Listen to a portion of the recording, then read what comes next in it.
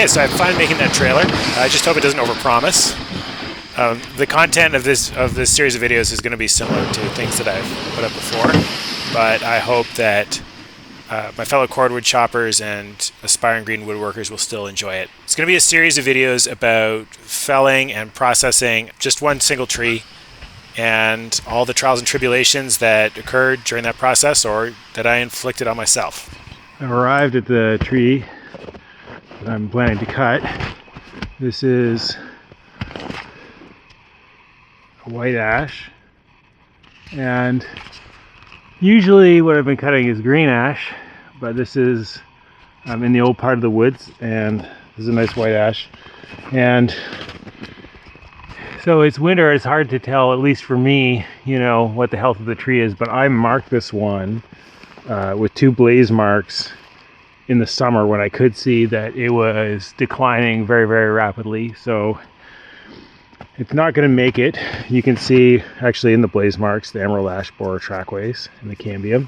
And so if I want to get any lumber out of it to do, then the time is now. But it's going to be tricky to fall because there's not a great gap. And right beside I have this other ash, which has tipped up and is in the way, and it's been tipped up for a while. It's not dead. You can see the branches coming up, so it's still alive, but I don't know how stable it is and how much it's just relying on leaning against those cedars there to hold it up. And of course it's a leaning ash, which is prone to barber chair, so I got to think about that. But I think what I'm going to do is take that one to this gap here, and I am going to take out 2 cedars, one on each side, and I think I can take out those 2 cedars without disturbing this leaning ash, and I think I can leave a gap that I can hit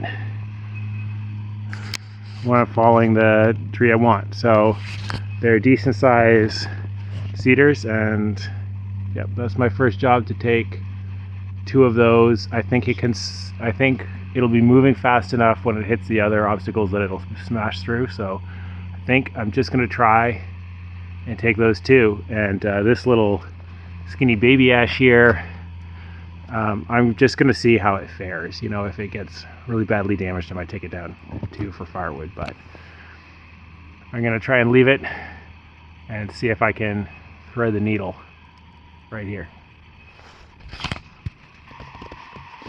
The axe I'm using today, just to get it out, get it some exercise, is my 3.5 pound Agdor Montreal. I like this axe, and it's been a little while, so time to get it some action.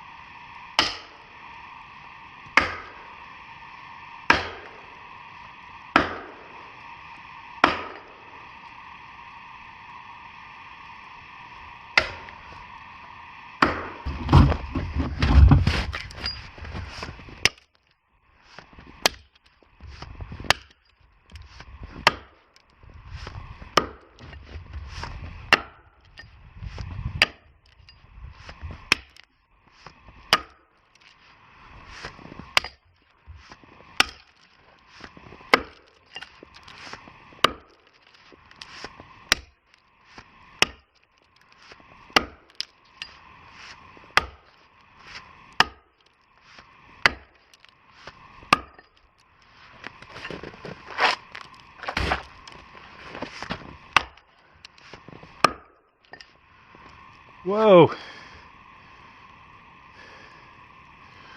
That's no good. So this is the face cut. This is the broken axe, and this is white cedar, which is about the softest wood that we have in eastern North America. And this is still live, so it's green, and it's cold out, but it's not that cold, you know. Probably pretty average temperature. I haven't checked what it is. I've been trying to find the broken piece, and I don't see it. So I thought maybe it's embedded in the wood somewhere. I'm kind of chopping to see if I can see it. I don't see it there. You know, with all this deep snow on the ground, probably not a great odds that I'll find it, and I'm not sure what the point is of looking. But yeah, that's I'm done for the day, and it's a long walk back. I don't have another axe, so I kind of, well, I'm pretty annoyed. I think I might get in touch with Haltsbrook and let them know that their axe broke for no reason that I can see. That's really too bad. I like the axe too. So I've decided that while I'm out here, anyway, and because the wood is soft, I'm actually going to finish falling this tree with the broken axe. Real big face cut, because it's going to be hard to do the back cut, so I'm going to make it a little easier on myself.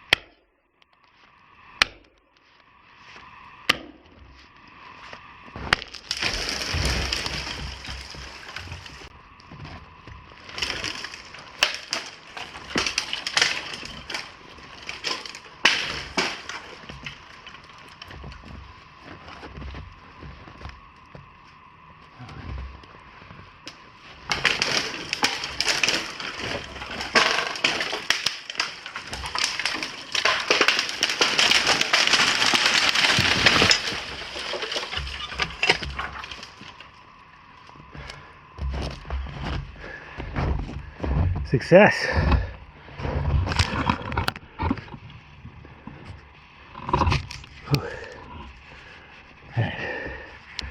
I'm gonna keep this log, this cedar log,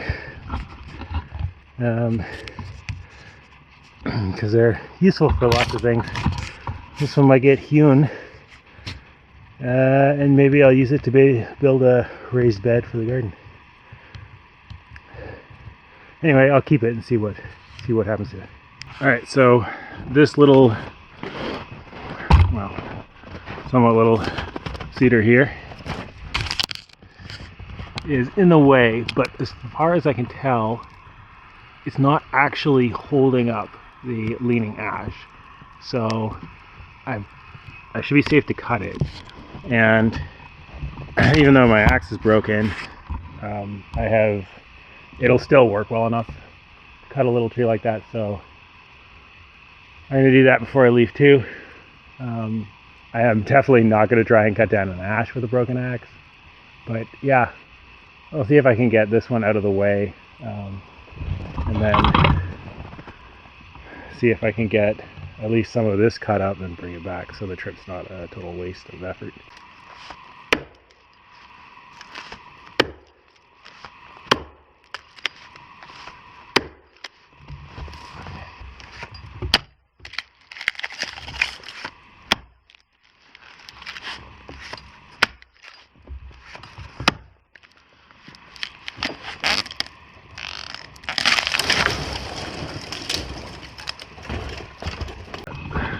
this one is the one I'm trying to get to fall. That's the stump. I've been prying it, moving it around, trying to get it to tip. It's just tangled up with the small branches, that's it, but it won't start to fall. So I'm gonna try, now that I've moved it a bit, I'm gonna try pushing on it with a pole again. And probably won't work, but it might work, so I'm gonna try it.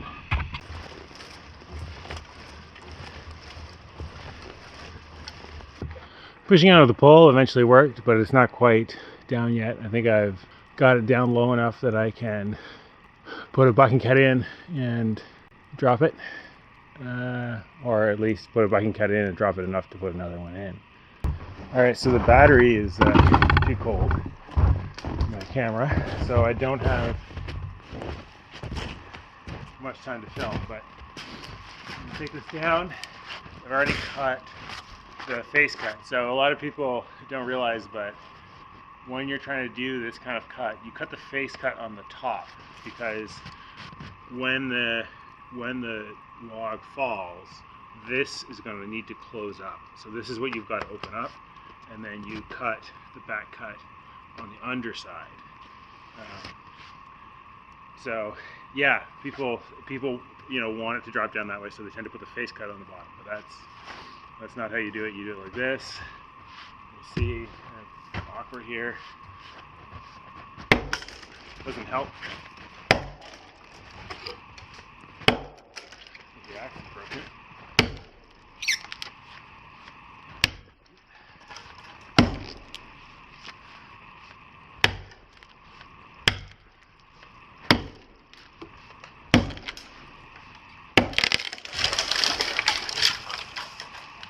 Like that.